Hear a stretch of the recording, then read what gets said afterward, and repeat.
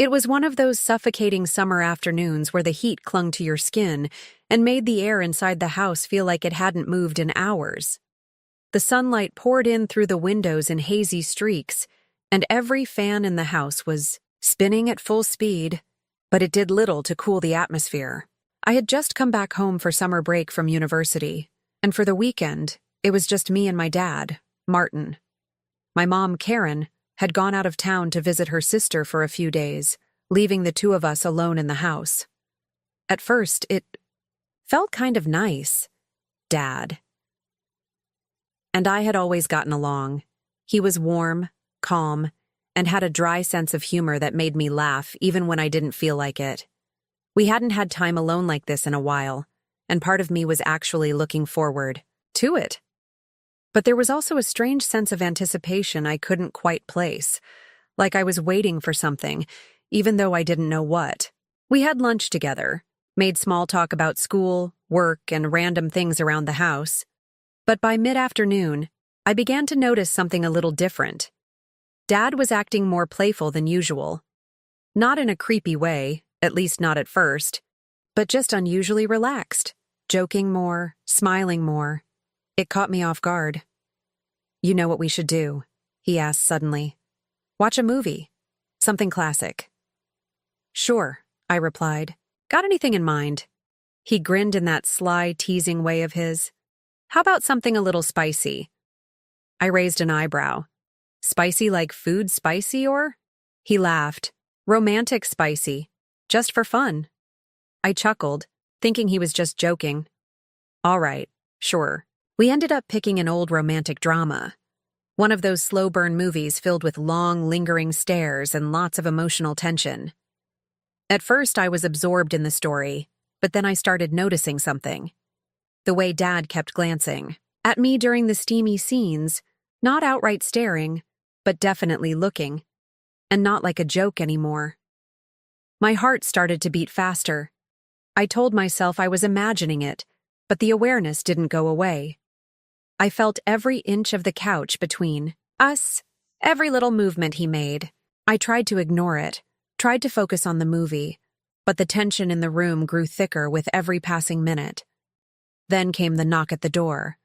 Both of us jumped slightly. Dad glanced at me, and for a moment, neither of us moved. Then he motioned with his hand. "Stay there. Let's just see who it is." I crept over and peeked through the front window.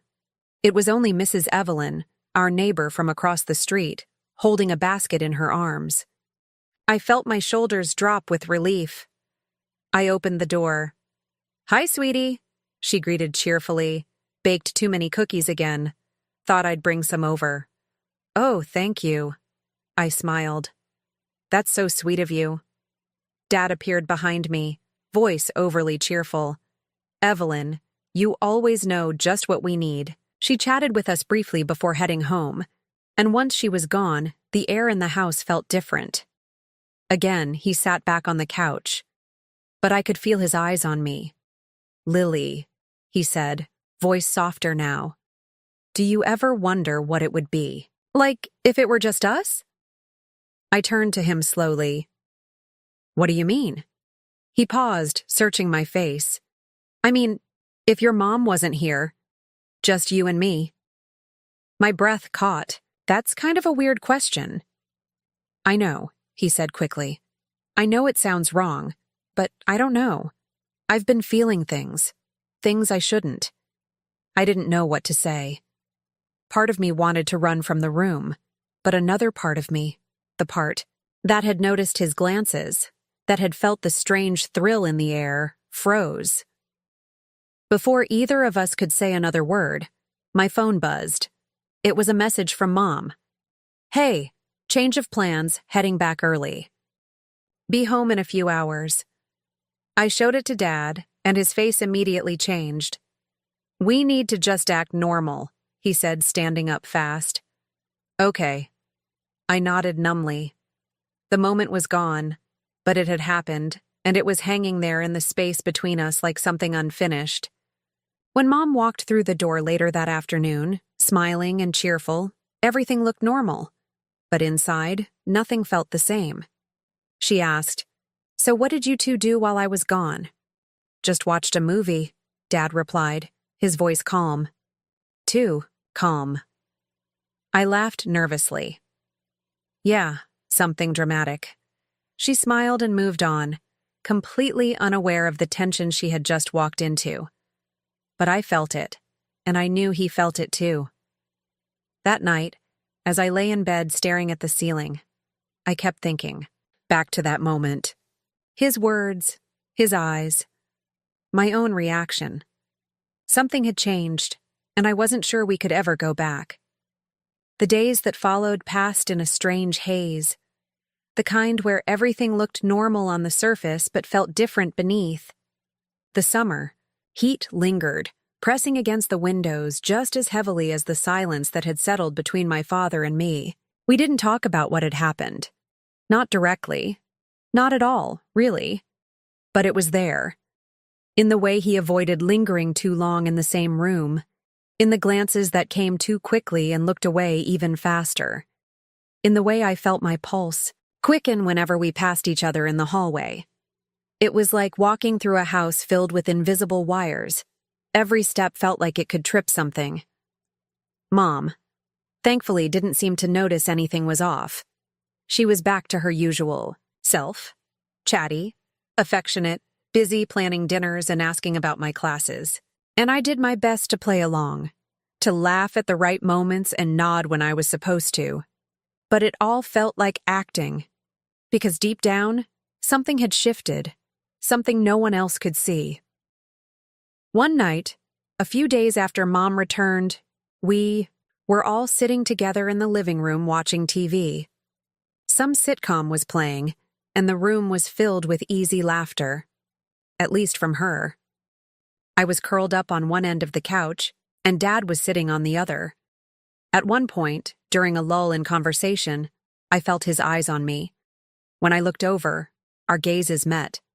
Just for a second. But it was long enough. My breath caught. There was something in his eyes I couldn't explain. Like recognition, like longing, like guilt. I looked away quickly, pretending to be focused on the television. But my heart was racing. That moment hadn't been in my head. It was real. Later that night, after Mom had gone to bed, I wandered back into the living room, hoping the cool air might help clear my mind. To my surprise, Dad was still there, sitting on the couch with a half-empty glass of whiskey in his hand, staring into nothing. "Oh," I said, stopping in the doorway. Didn't think anyone was still up. He looked up, slightly startled. "Hey, yeah, couldn't sleep." I hesitated, then walked over and sat on the chair across from him. For a few seconds, neither of us said anything. Then he spoke. "Lily about the other day." My throat tightened. "Yeah," I said softly. "Me too. I've been thinking about it." He stared at his glass. "It was a mistake. I shouldn't have said anything." "Was it?" I asked before I could stop myself. I mean, it felt different. He looked at me again. Really looked. "It did," he admitted. "Didn't it?" The air in the room shifted, like a storm building beneath calm skies. There were so many things I wanted to say, to ask, but the words tangled in my throat. Then, my phone buzzed on the coffee table. I jumped slightly and reached for it, thankful and frustrated all at once. It was a message from a friend. "Want to come hang out for a bit?" I stared at the screen. Part of me wanted to stay, to see where the conversation with Dad would lead. But another part, the part that still clung to some idea of boundaries, knew I needed space. "I think I'm gonna head out," I said, standing. "Just for a little while." He nodded slowly, his expression unreadable. "Okay. Be safe." I left the house with my heart pounding, unsure of what I was running from or toward. Later that night, when I returned, I found him still awake, sitting in the same spot, now reading a book. He looked up as I walked in. "How was it?" he asked. "Good," I replied, sitting beside him. "Did you miss me?" I added, half joking. He chuckled, softly, but there was a weight in his eyes that said more than his laugh did. Maybe a little. I smiled, but inside I was spinning. Then came another interruption, a knock at the door. We both turned, startled. Mrs. Evelyn again, cheerful as ever, holding another basket of cookies. "Hope I'm not disturbing," she chirped. Dad stood up, greeting her with forced charm. I watched his eyes flick between her and me, something unspoken lingering there. After she left, I turned to him, heart racing. "What were we talking about before?" He hesitated. "I don't know if we should talk about it." "Why not?" I asked, voice quieter now. "It's already out there." He ran a hand through his hair. "Okay. But whatever we say, it stays between us." "I promise," I said without hesitation. He looked at me carefully. "I feel something between us, Lily. I don't know what it is, but it's there, and I can't ignore it anymore." "I feel it too," I whispered, surprising even myself. He reached for my hand, and the moment our fingers touched, something inside me lit up. It was wrong, complicated, terrifying, but real. The days that followed felt like walking a tightrope with no safety net. My dad and I had crossed an invisible line, spoken words that couldn't be unsaid, shared a touch that still tingled in my skin when I thought about it. We never mentioned it directly after that night, but everything had changed. We became experts at pretending. At breakfast, we were just father and daughter again, passing syrup and talking about chores. When Mom was around, we laughed at her stories and complimented her cooking. But behind the smiles, something deeper stirred beneath the surface. Something that neither of us could bring ourselves to name. It was maddening. One evening, as I sat in my room scrolling mindlessly through my phone, I heard the sound of laughter drifting from downstairs. I peeked out and saw my parents sitting at the dining table, talking like nothing in the world was out of place, but it didn't feel normal to me. It felt like a scene from a play, well rehearsed, perfectly timed. Then Mom called up to me. "Lily, come down and join us." I hesitated, then forced a smile and walked downstairs. As I joined them at the table, Dad glanced at me. Just a brief glance. But in that split second, I saw it again.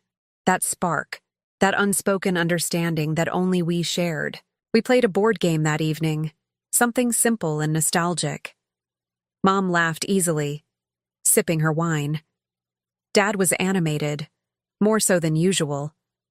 Each time our hands brushed, reaching for a card or a game piece, I felt a jolt of electricity.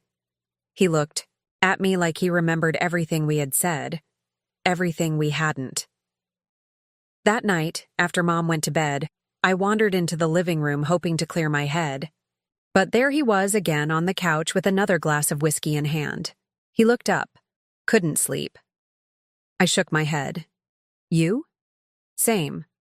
I sat on the far end of the couch, my legs curled beneath me. The silence between us wasn't awkward anymore. It was familiar. Heavy, but familiar. "You've been different lately," I said softly. He didn't answer right away. Then, "So have you." We both knew what we meant. "I wish things were simpler," I added, almost to myself. He nodded. "I do too. But the truth is I can't stop thinking about that night, what we said, what we felt." I swallowed hard. Me neither. He set his glass down and leaned forward slightly, eyes locked on mine. "Do you ever wonder what would happen if we didn't stop?" I couldn't answer. My heart was pounding too loudly. The idea was terrifying, but also intoxicating. Just then my phone buzzed. I grabbed it quickly, half grateful for the interruption. Be there in 10. Couldn't wait any longer. "Aunt Claire." I read it again, confused. "Aunt Claire?" She was supposed to stay the weekend with Mom. Hours away. Why was she coming back? I showed the text to Dad. His face went pale. Why is she coming now? I don't know. There was a knock at the door. We both stood, frozen. Then, through the glass panel, we saw her, Aunt Claire, dragging a suitcase, smiling brightly as if nothing could be wrong. Surprise, she called through the door. I couldn't wait to see you guys, Dad muttered. This can't be happening, under his breath. We opened the door and let her in. She hugged both of us and launched into a cheerful rant about how the weather ruined her plans, how she missed Mom, and how she decided to come early. All I could think was, we are trapped. She moved through the house like she owned it, dropping off her bags in the guest room, chatting about her job, her cat, her new skincare routine. Dad and I tried to keep our faces neutral, tried not to look at each other for too long. But the energy between us hadn't disappeared. It was just buried now, smothered under Aunt Claire's loud stories and cheerful voice. Later that night, once she had gone to bed, Dad found me in the hallway. We need to be careful, he whispered. I nodded. I know. But we can't just forget what's happening. We can't pretend it doesn't exist. I looked into his eyes and saw the truth I didn't want to admit. We were in deep. This wasn't something we could just erase. What do we do? I asked. He took a breath. We take it slow, we keep it quiet, and we figure it out together. The next moment, we heard Aunt Claire's voice from behind the guest room door. You two still up?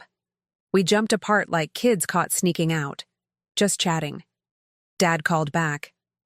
Well, get some rest. Big family breakfast tomorrow. We both murmured. Good night, retreating into our rooms. But sleep didn't come easily. There was something between us now. Something dangerous, something real. And it was only getting harder to hide. The next few days were a balancing act, one that felt more impossible with every passing hour. Aunt Claire stayed longer than planned, turning what was supposed to be a quiet weekend into a series of noisy meals, late-night card games, and endless stories. To her, everything seemed perfect. To Mom, everything was normal. But for Dad and me, nothing felt the same. Every time we passed each other in the kitchen or shared a glance across the dinner table, I could feel it. The tension. The memory. The temptation. It was always just below the surface, and it was only getting harder to hide. One afternoon, while Claire and Mom were out shopping, I found Dad sitting at the kitchen table reading the newspaper. I stood in the doorway for a moment, unsure if I should say anything. Then I took a step closer. Dad, I said softly, we need to talk. He looked up, setting the paper aside. About? You know what about? I replied, my voice trembling. He nodded slowly and gestured for me to sit. I can't stop thinking about it, I admitted, eyes fixed on the floor. And I don't know what that says about me. He leaned forward. It says you're human, and you're not alone. I think about it too. What if she suspects something? She might, he said quietly, but she doesn't know anything for sure. We sat there in silence, the weight of our feelings pressing down on both of us. What if we just explored it? I said finally, just to see what it means. His eyes widened. Lily, just a kiss, I said, almost breathless. Just one. Then we'll know if it's real or just some summer daydream. He hesitated. Then slowly, he nodded. Just as we leaned in, footsteps echoed in the hallway. Hey, you two okay in here?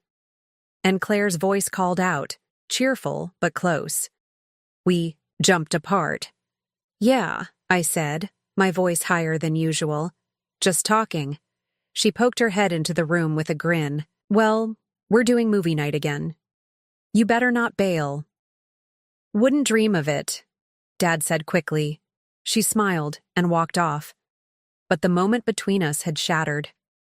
Later that night, after the movie ended and everyone had gone to bed, I sat alone, in my room, trying to catch my breath. I couldn't sleep. I didn't know if I even wanted to anymore. Then came a soft knock on my door.